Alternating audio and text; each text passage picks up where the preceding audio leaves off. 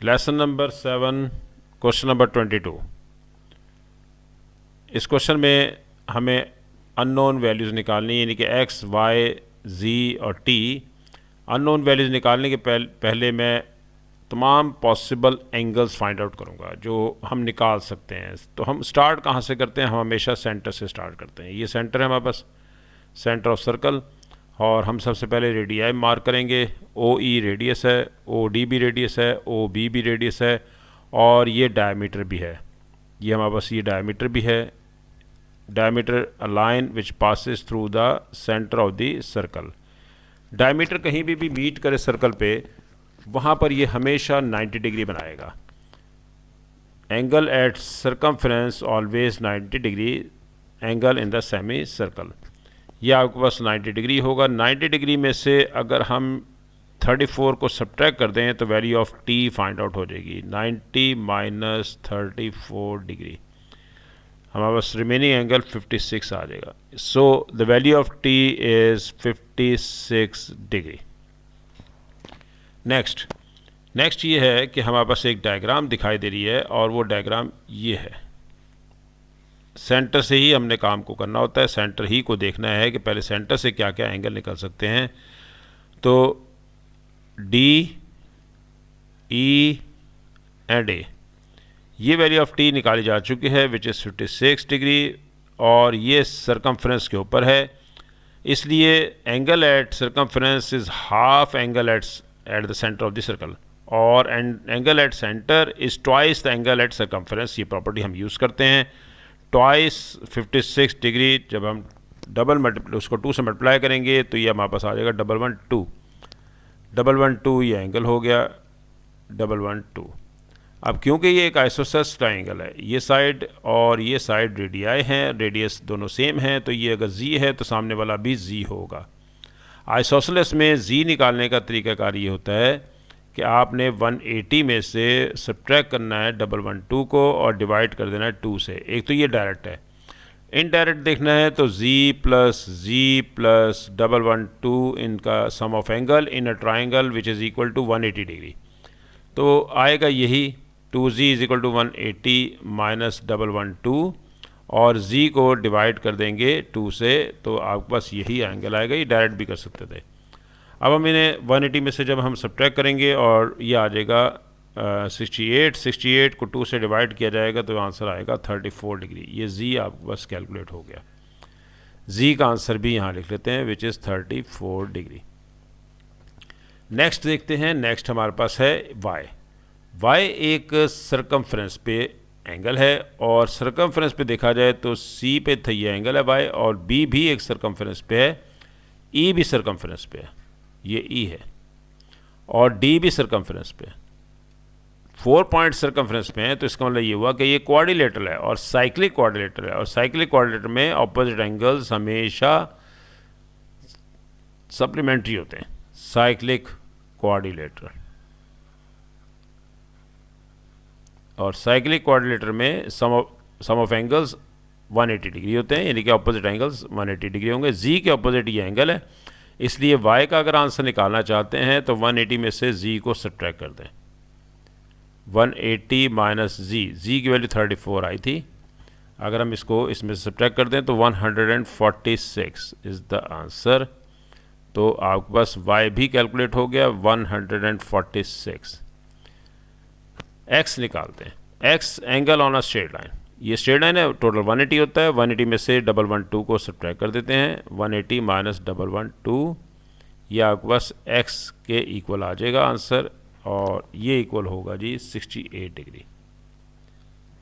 तो x भी निकला है हमारे पास 68 डिग्री।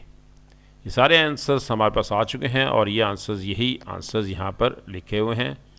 68 डिग्री x का आंसर, और ये 146 डिग्री आपके पास है आंसर y का, और 34 डिग्री z आंसर, और लास्ट t है 56 डिग्री जो सबसे पहले हमने निकाला था। नेक्स्ट क्वेश्चन है क्वेश्चन नंबर 23, और इसमें भी हम पहले अननोन एंगल्स निकालने से पहले पॉसिबल एंगल्स निकाल लेते हैं, और उसी में अननोन खुद ही ऑटोमेटिकली निकल आएंगे। हम इसमें सबसे पहले अननोन एंगल्स जो पॉसिबल एंगल्स हैं वो फाइंड आउट कर सकते हैं।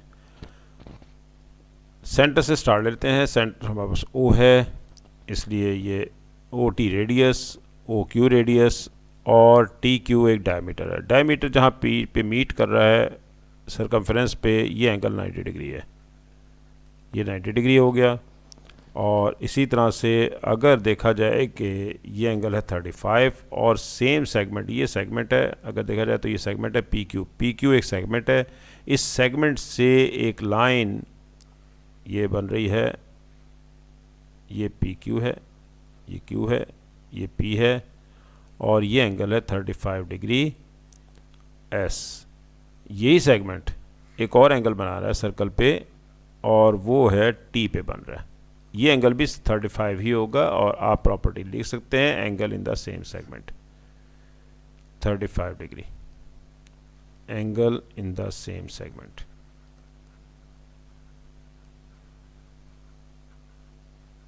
ये angle in the same segment angle निकला है 35 डिग्री। 35 निकालने के बाद एक sum of angle in a triangle का फॉर्मूला लगा सकते हैं, 125 प्लस 1 प्लस 35 और 180 में से माइनस करें तो ये एंगल आपके पास आ जाएगा। ये एंगल क्या आ जाएगा, 180 में से हमने sum of angle in a triangle, यानी कि ये एंगल आपके पास है 180 माइनस 125 माइनस 35 और ये इक्वल आ जाएगा 20 के। 20 डिग्री एंगल हो गया। टोटल 90 है, ये सारा एंगल 90 है। 90 में से अगर 20 सब्ट्रैक्ट कर दें तो रिमेनिंग एंगल आ जाएगा आपके पास 70। 90 माइनस 20 इज इक्वल टू 70। 70 में ये अब आप इसको यूज़ कर सकते हैं, इसको रेस कर देते हैं। ये आपके पास है angle 180, sum of angle in a triangle 180 minus 70 minus 35, ये आंसर आ जाएगा। 180 में 70 माइनस करें 110 और फिर 35 सब्ट्रैक्ट कर दें तो ये आ जाएगा 5, 11 में से 10 में से 3 के 75। ये एंगल ओवरऑल 75 आ जाएगा। Angle on a straight line, ये देखते हैं यहाँ पर angle on a straight line बन रहा है। 180 टोटल एंगल होता है, 180 में से 125 सब्ट्रैक्ट कर देते हैं। 125 सब्ट्रैक्ट करेंगे तो आंसर आएगा 55। अब 55 ये आंसर आ चुका है। 70 ये है जिसकी मैं बात कर रहा हूँ, वो ये है कि जी आपके पास एक एक्स है, ये एक्स पॉइंट है जहाँ पर एंगल है 55 डिग्री और ये एक लाइन है पी पॉइंट है, ये पी पॉइंट पे एंगल है 70 और ये पॉइंट है क्यू। देखा जाए तो ये रेडियस है, ओ रेडियस नहीं है, नो रेडियस नहीं है, रेडियस होता है ओ से। तो हम इसे इस अंदाज से एंगल नहीं निकालेंगे, हम इसको चेंज करते हैं क्योंकि सेंटर जो है वो ओ है, एक्स नहीं है। अच्छा, अब हम निकालना चाहते हैं एंगल हमारे पास ये एंगल निकालने के लिए हमारे पास देयर आर 2 एंगल्स 70 और 55। Sum of angle in a triangle का फॉर्मूला लगाते हैं, 180 माइनस 55 माइनस 70, आंसर आ जाएगा हमारे पास 55। ये एंगल 55 आ जाएगा।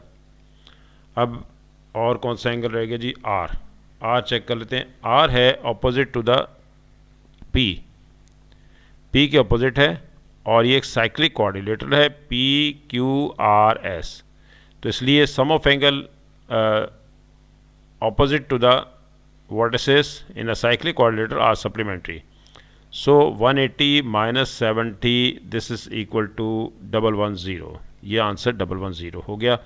यही तमाम आंसर हमारे पास निकल आए हैं। अगर हम 75 में से, ये टोटल 75 था, 75 में से 55 को सब्ट्रैक्ट कर दें तो आंसर इस जगह पे हमारे पास 20 आ जाएगा, 20। तो ये तमाम एंगल मैंने पॉसिबल एंगल्स निकाल दिए। अब देखते हैं उसने क्या डिमांड किया है। उसने किया है कि जी PQ 35 है। क्यों 35 है? क्योंकि angles in the same segment, ये हम ऑलरेडी निकाल चुके हैं, angles in the same segment. Next है PQT है, ये POT नहीं है, ये बेसिकली PQT है। PQT हमारे पास 55 आया है, PQT 55 डिग्री, ये आंसर है। और ये तमाम आंसर्स यहाँ पर हमारे आ गए हैं, आप टैली कर सकते हैं। 70 है, फिर 110 है, ये सारे आंसर्स हमारे हमने कैलकुलेट कर दिए हैं। ये हमारा इसमें लेसन था। नेक्स्ट क्वेश्चन आपको मैं दे रहा हूँ जो कि आप होमवर्क पे आप करें, और ये क्वेश्चन है होमवर्क के लिए, आपने ऑल पॉसिबल एंगल्स निकालने हैं। जितने भी एंगल्स इसमें से फाइंड आउट किए जा सकते हैं वो आपने फाइंड आउट करने हैं।